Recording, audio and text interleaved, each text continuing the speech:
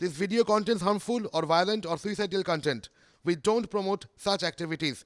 All content provided by this channel is meant for an educational purpose only. সব কিছুর একটা time আছে জানেন তো, মানে রাজনীতিতেও সৌজন্য বলে একটা মাঝে মধ্যে সৌজন্যের ফেজ আসে। সবাই সৌজন্য দেখান তখন, যেরকম প্রধানমন্ত্রী মুখ্যমন্ত্রী ঘুরিয়ে সংসদ ভবন টবন দেখালেন, সৌজন্য এরকম হয় মাঝে মধ্যে। মুখ্যমন্ত্রী প্রধানমন্ত্রী সম্পর্কে কিছু বললেন না, ভালো ভালো কথা বললেন, এগুলো হচ্ছে সৌজন্য, এগুলো মাঝে মধ্যে থাকে। কিন্তু সেগুলো ওই যেরকম পাঁজি পুঁথি দেখে আমরা বিভিন্ন অমৃতকাল এই সময় থেকে এই সময় পর্যন্ত এরকম দেখি সেরকম সৌজন্যেরও বিশেষ বিশেষ কাল আছে। তখন দু চারটে ছাড় দেওয়া যায়, ওই এন্ড অফ সিজন সেলের মতো আর কি। বাকি সময় কিন্তু ব্যাপার একদম একদম দাঁত কপাটি আর কি, কোনো ছাড়ছড়ার নেই। সেই সময় যদি কেউ একটু ভুল করে ফেলেন, তার জন্য তো ওই বলা হয় না, খাচ্ছিল তাতি তাঁত বুনে কাল হলো এরে গরু কিনে, এটাই সেই তখন তার সেই অবস্থা। এই সুবল মান্নার এক্স্যাক্ট সেটা হয়েছে। দিব্যি ছিলেন, কাঁথি পুরসভার দায়িত্ব সামলাচ্ছিলেন, খামোখা ওই বেসময় ভুল সময় শিশির অধিকারীকে দেখে তার কেন যে গুরুদক্ষিণা চোকাতে গেলেন, কেন যে মনে হলো এই মুহূর্তেই সেটা করার দরকার, ব্যাস তিনি শিশির অধিকারীকে গুরুদেব মানলেন, আর তৃণমূল তাকে বিভীষণ বলে মেনে নিল। হয়তো করাটা একটা সৌজন্যবোধ, প্রণাম করাটা কোনো অন্যায় আমরা বলি না, কিন্তু ওই চেয়ারে বসেছে, ওর দয়ায় যে চেয়ারে বসেছে সেটা তৃণমূল কংগ্রেস তাকে চেয়ার দিয়েছে, দল তাকে চেয়ার দিয়েছে, দলের প্রতীকেও জিতেছে। সেই কথাটা বলা ওটা নিশ্চিতভাবে একটা রাজনৈতিক কিছু অভিসন্ধি আছে এই কথার মধ্যে। আমি মনে করি যে ওর দয়ায় আমি এই জায়গায় এসেছি, এই কথাটা বলা রাজনীতির একটা গন্ধ আমরা পাচ্ছি। অভিসন্ধি আর রাজনীতির গন্ধ দুটো শব্দ, এই দুটো শব্দই বললেন অখিলগিরি। 2021-এ নন্দীগ্রামের তৃণমূলের পর্যায়টা, মানে মমতা বন্দ্যোপাধ্যায় হেরে যাওয়াটা, সেটা কি এই রাজনৈতিক অভিসন্ধি আর রাজনৈতিক গন্ধ দুটোই টের না পাওয়াতেই হয়েছে?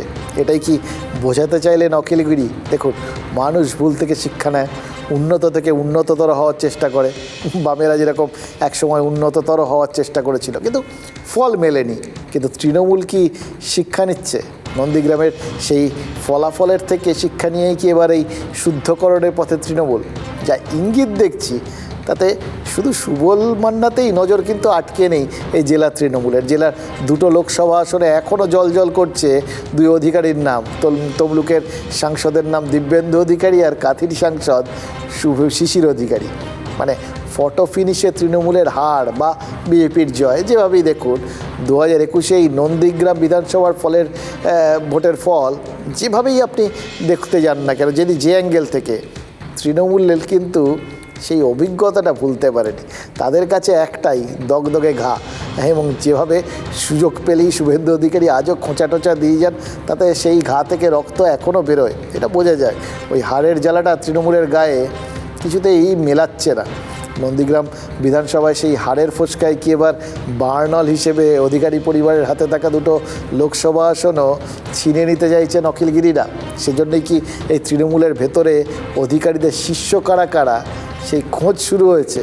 তাই কি সুবল মান্নারা আরও বেশি করে নজরে আসছেন? দেখুন, নেতাদের মনের গলিগজিতে কী আছে সেটা বুঝতে কিন্তু একটাই ভরসা আমাদের, ওই নেতাদের কথা। আর যে কথায় কথায় শুভেন্দু অধিকারী বলেন তার কাছে তৃণমূলের সব খবর পৌঁছে যায়, সব ইনফরমেশান তার কাছে চলে আসে, তার মানে কি তৃণমূলে শুভেন্দুর জ্যাকফিট করা আছে, মানে সোজা বাংলায় ইনফরমার। এবার যদি ভাবি তৃণমূল ইনফরমারদেরই ছেটে ফেলার পথে হাঁটছে, তাহলে কি আমরা কোনো ভুল ব্যাখ্যা করে ফেললাম নাকি? দল তার বিভিন্ন উইংস দিয়ে দলে থেকে দলের সঙ্গে কারা গদ্দারি করছে সে সমস্ত খোঁজখবর রাখা হচ্ছে। নিশ্চিতরূপে আপনারা আরও কয়েকদিনের মধ্যে জানতে পারবেন, স্পষ্ট হয়ে যাবে, এবং দেখবেন দল তাদের মধ্যে তাদের বিরুদ্ধে ব্যবস্থা নেওয়া হবে এবং রাজ্য তৃণমূল কংগ্রেস তার বিরুদ্ধে ব্যবস্থা নেবে।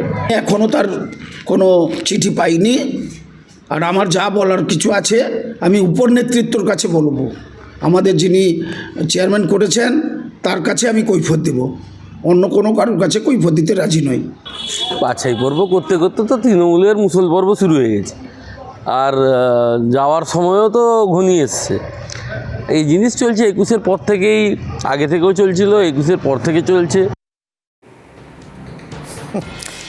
তাহলে এবার ভেবে দেখুন, সুবল মান্নাও বলছেন ওই ঊর্ধ্বতন কর্তৃপক্ষকে দেখব, মাঝামাঝি কাউকে আর কেউ পাত্তা দিচ্ছেন না। আচ্ছা, যদি একদম ওপর আর নিচে হয়, মাঝের তলাগুলো যদি বিলকুল না থাকে, তাহলে বাড়িটা কীরকম করে দাঁড়িয়ে থাকবে বলুন তো?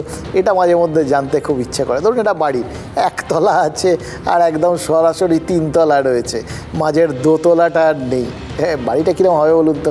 একটা খেয়াল করে দেওয়ার চেষ্টা করে দেখুন না, শূন্যে ভাসতে ভাসতে একবার লাভ দেওয়ার মতো ব্যাপার আর কি।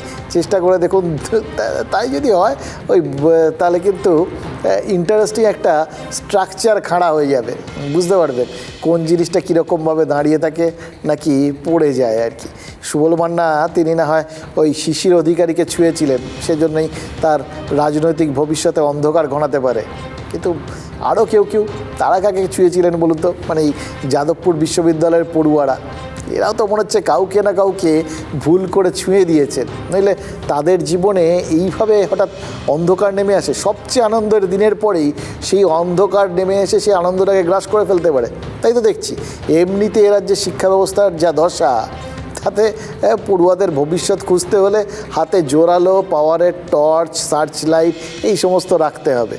শিক্ষায় শুধু দুর্নীতি নয়, দড়ি টানাটানিও আছে, মানে স্কুল শিক্ষায় দুর্নীতি, উচ্চশিক্ষায় রাজভবন আর শিক্ষা দপ্তরে টানাটানি, এটাই তো রয়েছে। আচ্ছা, একটা কথা বলুন তো, রাজ্যের শিক্ষা নিয়ে শিক্ষিত মানুষের এরকম লড়াইয়ে শিক্ষার ভাবমূর্তিটা তো ভেঙে ভাব আর মূর্তি দুটো আলাদা হয়ে গেছে, ধরমুণ্ড পুরো আলাদা, আর বাকিরা আমাদের জন্য কি রয়েছে? সে তো কনফিউশন। ধর আর মুন্ড আলাদা হলে যা হয় আর কি, সেই কনফিউশনের সাম্প্রতিকতম সংযোজনই তো এটা, এই যাদবপুরের পাস আউট পড়ুয়াদের ভবিষ্যৎ। এদের এখানে অন্য কিচ্ছু নেই, ওই যে নিয়োগ কেলেঙ্কারি, হ্যান কেলেঙ্কারি, ত্যান কেলেঙ্কারি, কিচ্ছু নেই, কিন্তু কনফিউশনটা আছে, ওখানে যেরকম আছে এখানেও তা আছে, সব এক ফল। 1-2 পড়ুয়ার তো বিষয় না এটা। রাজভবন আর শিক্ষা দপ্তরের এই যে সংঘাত, এতে 4000 পড়ুয়ার ভবিষ্যৎ এখন সাঁকোর ওপর দুলছে।